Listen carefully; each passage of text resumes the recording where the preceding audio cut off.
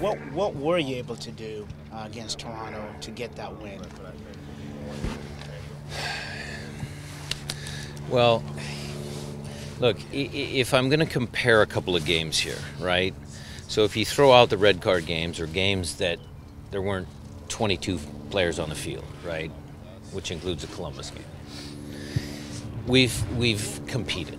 We've been okay. You look at that game in specifically against LAFC, and a couple half chances there, whatever we give up, they all put it in. You're talking about Minnesota at home. I think they put it in. You're talking about this game on Wednesday.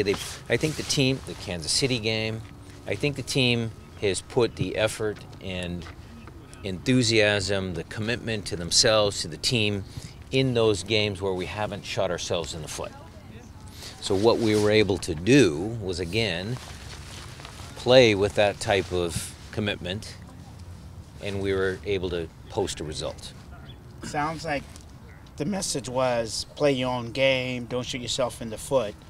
And Kelvin at the end, yes. I mean, look, whatever tactics, whatever we did out there, you got to give the players credit, because we threw them out there, we put them in their positions, and they put a lot of work in those positions. Against LAFC in a different formation, we put the players out there. They did a lot in those positions. So we can talk about tactics. Yes, okay, it worked. We stymied them a little bit. They had a ton of possession, but that was by design. Against another team, another 3-game week, maybe we do the same.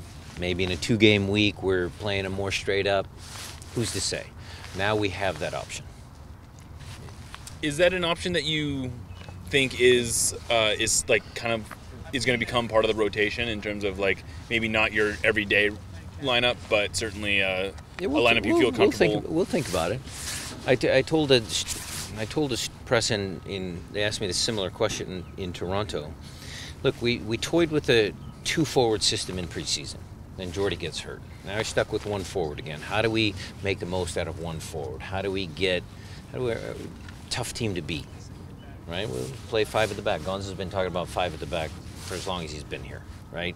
So how do we do that? We have a good stable of center backs. If you look at, Tony, Gustav, Chad, Kim Keehee, Roman, why wouldn't we try it? What is it about that back line of 5 that you like, or that allows you to do the maybe? Look, it allows you a little more flexibility, because, look, Gustav stepped a couple times in the midfield, Tony, Chad being the anchor. It gives you can be aggressive on defense, because one guy steps, the other 4 cover, so you got a back line of 4. The wide guys, a lot of teams overload the wide channels. Well, you let their wide guys, you let Powell run into Nuhu on Sunday. Okay, Powell's going to come forward, we know that. And there's a guy sitting waiting for him. Some of those little nuances in that formation give you some advantages defensively, but then offensively as well. I mean, you can play with 3 here, and you can get Kelvin or McCrary up the field. You get Nuhu or Whalen up the field. That's how Whalen got all those assists in Columbus. And there's a reason why people do that both defensively and offensively. How important is in that formation for the midfielders to come back and play defense and then transition once they get the ball? So the whole team has to do that. On Sunday against Portland, similar to what we did in Toronto, everybody has to defend, everybody has to attack. It's got to be a team effort, or else we won't get a result. How is Will Bruin doing? He's fine. He's a tough kid. Took him off because he had a little knock, but he's a tough kid. And it looked like Harry Shipp was back out there. Harry Shipp's in full. He's in full. He's good. Ready to go. Is he likely available for selection? Shipp is available for selection, yes. Who is not available for selection on Sunday? Who's on our injury list? Torres, Morris, Victor. Nico's questionable. So, going back to Will Bruin, sorry. His toughness, can you just talk about that and some of the players? I mean, you've been around since day one, but comparing his toughness to some of the players you've dealt with. Well, there's mental toughness and there's physical toughness. He's got both. I think that speaks volumes.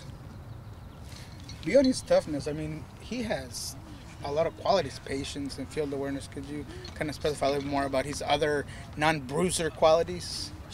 Patience. Okay, I'll have to think about that one. Okay. He's aggressive when he needs to be. Yes, he can be patient. Yeah, he's a team guy. The nuances are he's good in the clubhouse. You know, he makes the pass to Handwalla, right? He's made a couple passes in other games where it's a little flick behind his back to a moving Dempsey or Nico. He's got a couple of passes in his toolkit. He's obviously got his left foot working pretty well. I mean, the strike that he had was pretty darn good. So we're happy to have him. His killer instinct as a striker. Talk about that, because I mean, all the other stuff is nice, but Well, as a all striker, strikers like that. right? I mean, that's why Clint's good. That's why Bruin's good. That's why, you know, any player in the world. I mean, they're all life or death in the penalty box. So, I think a lot of us, maybe me in particular, have kind of been trying to figure out what it is about Eikrem that has kept him off the pitch more.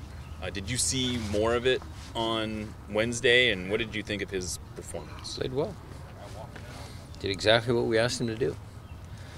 You know, the question is, you always ask yourself the question, is it the 11 best players or 11 players that fit best together? That's always one of your basic questions when you're setting the lineup up. So we had a couple good games and then some not so good games. You know, does he do the defensive work? Is he that creative in the attack? Who is surrounding him? I mean, because, you know, let's be honest, he's the new guy on the block. I mean, Clint and Nico are probably going to get the first couple shots at it, right? So he's been patient, and he rewarded himself with a good performance.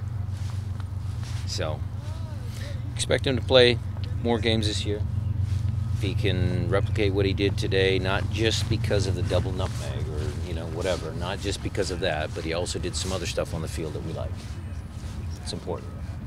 Coach, how different is this Savarese Timbers team than Caleb's team in the past couple of years? Well, a few different personnel choices that he has. You know, he's got a different team, different flavor that way. But it's Valeri's team, so in that sense, it's the same. I mean, it's Valeri's team. He's great. How is this game any different? I mean, there's always that, you know, it's The just 100th another game. It's a big But game. It's the 100th game. It means something. They all mean something, but this is a big game. It's a long rivalry. The history, you know, all of the stuff that's going on out on social media, it's a big deal. The Portland fans will be fired up. Our fans that are driving down to that game, they will be fired up. It's going to be a good atmosphere. You got any thoughts on that mockumentary? I'm sure Theirs? you've seen it. Yeah. Theirs? Yeah. It was like Portlandia, or, you know, it's like, you know, I don't know. Did you see it? I saw it. Oh, It's yeah. okay. Yeah, with the professors, Yeah, the exactly. historians. Yeah, I pay attention to you guys, the Timbers Army. I watched it. Over the last 99 meetings, do you have any special memories that stick out, either from playing, coaching, or just watching? They're all in the documentaries on both sides. They're going to talk about the red card fiasco. We're going to talk about Roger Levesque and the chopping of the tree. There's a lot of stories out there. It makes for good reading. Dempsey's success against Portland, that's another. He's a big-time player. Clint Dempsey has always been a big-time player. These are big games.